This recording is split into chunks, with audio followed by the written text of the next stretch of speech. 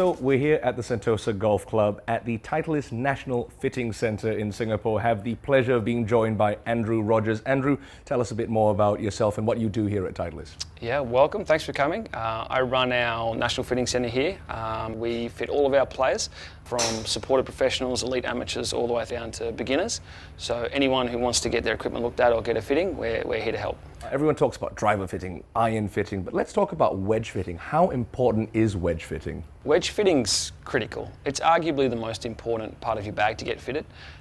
Every player will use their wedges more than any other club in their bag, and it's the kind of club that will save a bad game and really help you on a good game. It can elevate your game to a new level, just confidence around the green.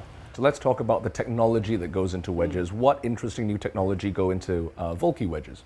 The Vokey wedges have been an industry leader for a long time, and they continue to push the envelope. The SM8 wedges, which have just launched, have really pushed the envelope on how you can make a wedge and centre of gravity. It's all about where the CG is in the wedge, aligning it to the impact for the player, and what effect that's going to have to the ball flight. The technology in Vokey wedges is extreme. There's some multi-material construction that's going into it, and we can really help maximise people's ball speeds, spin rates and flight, and tailor a wedge or wedge setup to someone's game. Andrew, perhaps you could share with us a bit about the relationship or the difference between bounce and grind. The bounce of a wedge is the difference between the front edge and back edge of a wedge. So a wedge with higher bounce is going to sit with the leading edge more up, and less bounce is going to sit a little bit tighter to the ground.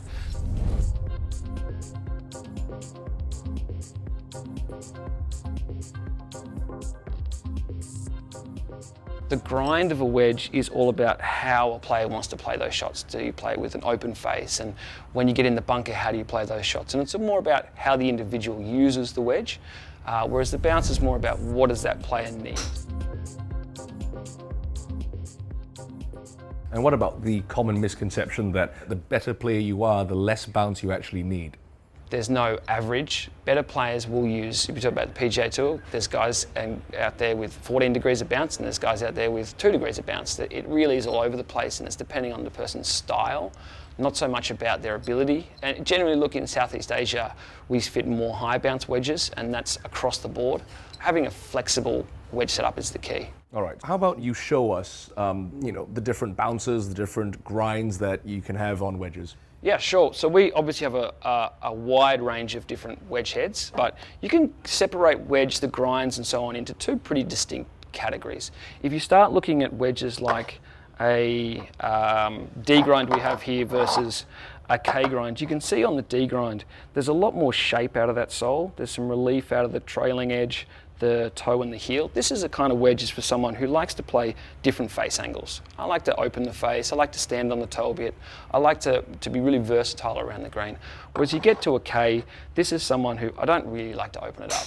I'd want to play it pretty simple. I just want to square it up, hit it out, just get it on the green, get out of the bunker. Now that's not to say one's for a better player and one's for a beginner. It's more so how does that person like to use the club. It's a preference thing. Absolutely, absolutely. So there are, for example, the S grind. S is a Steve Stricker's grind. You can see trailing edge relief there, a little bit of heel, but a nice meld of the two heads. It's nice and versatile, but it's more for that player who's mostly square. Steve Stricker is renowned as one of the best wedge players of all time, and he's very simple in the way he plays. He doesn't really flare the face, he plays it pretty square, maybe lays his hands back. So the wedges are really based around what that player needs and how they want to hit it. It doesn't rob you from hitting shots, it's just trying to complement how you want to play.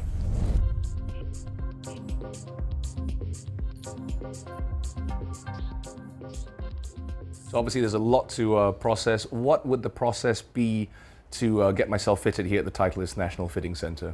The first process is have a look at your current irons, 9-iron pitching wedge, how far do they go? And then look at what exactly do we want the distance gaps to be. And so then we'll base the loft gaps off that. These days, because irons tend to go a little bit further, getting those loft gaps to match up to your irons and give you a nice blend of gaps is really important. Within that, we look at what do your bounces need to be on your full swings. Do you steep, you descend into the grass, are you pretty shallow? What do we need there? And then we go down to the short game area, hit some shots off some grass, tight lie, soft lie, bunker, and just see what's going to be the most suitable combination for you. Sounds fun. Let's give it a go. Now, obviously, we would have liked to have done this wedge fitting outdoors, but this being Singapore, those of you who play here a bit will know it started to rain. But, Andrew, we can still do some pretty relevant things for wedge fitting indoors. Yep, absolutely. Unfortunately, being on the equator, we see a lot of rain here, so we get quite good at fitting fitting indoors. We have our old friend, the lie board here, so we're going to be able to hit some shots off the lie board and really get a good understanding of what your turf interaction would be.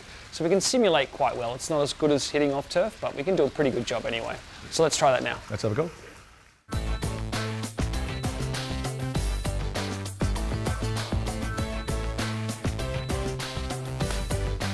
So what we're going to do here is get you to hit some shots off the lie board, just your normal stock shot with a 58, not full, just that nice 3/4 shot. Yep. And we're going to look at what's the interaction like on the lie board, leading edge, back edge, what do we want the bounces to be on those kind of shots. You haven't played enough golf with me. I never go anything other than full speed, but we'll try. Yeah, we'll try. Yeah. Me either. We get that a lot in wedge fitting in someone.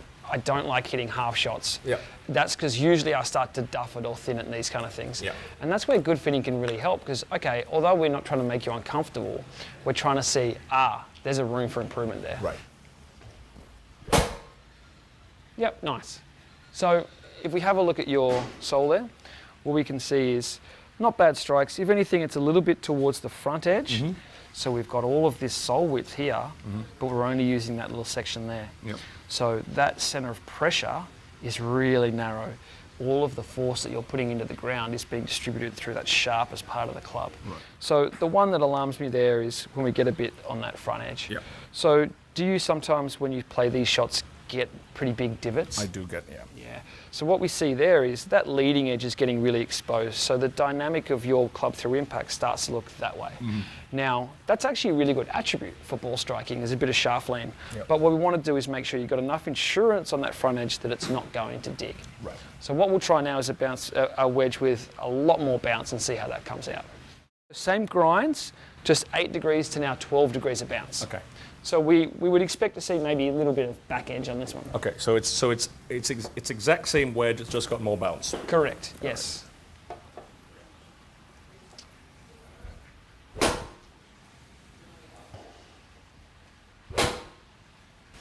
Yeah. Even ball flight wise, it feels more controllable. Yeah, nice. And So there is a difference there. Yeah, so you see how now it's working back towards the middle of the wedge. Mm-hmm. So then if you see with the D, the same strikes move back into the wedge, more middle of the sole.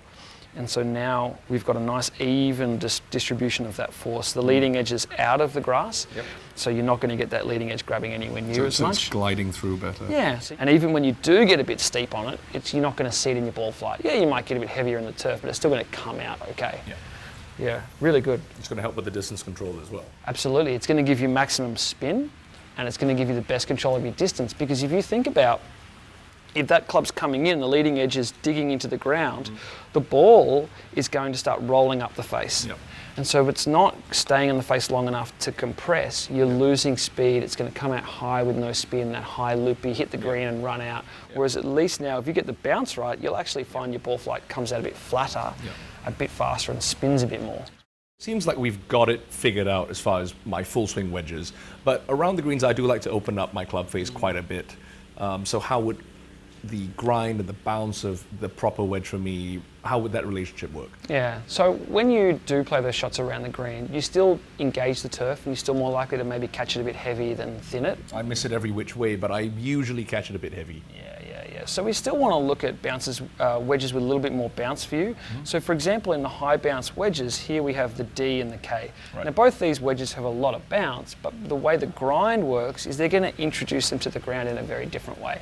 So for somebody who, like yourself, likes to play different face angles, still needs a higher amount of bounce, the D grind lets you play different face angles without adding bounce, and the K grind is more for the person who just wants to play it square. So if you see on the ground, when we get the D grind and open it up, the leading edge sits pretty much flared at square to the ground. Yep. Whereas the K, when you start to open up, the leading edge sits up a lot more. Yep. So that difference there is quite noticeable.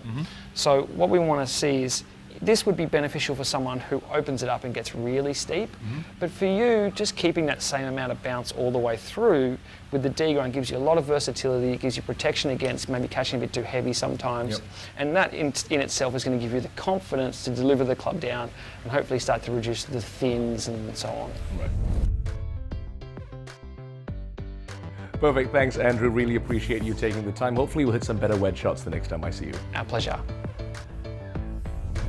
Well, we hope you learned as much from that video as we did making it. If you want more information about how you can get fitted at the Titleist National Fitting Center, click on the link in our description box below. Don't forget to give us a thumbs up. And if you want to subscribe for more great content, click on the Asian Tour logo. And to check out the next video in our series on getting into golf, click over here.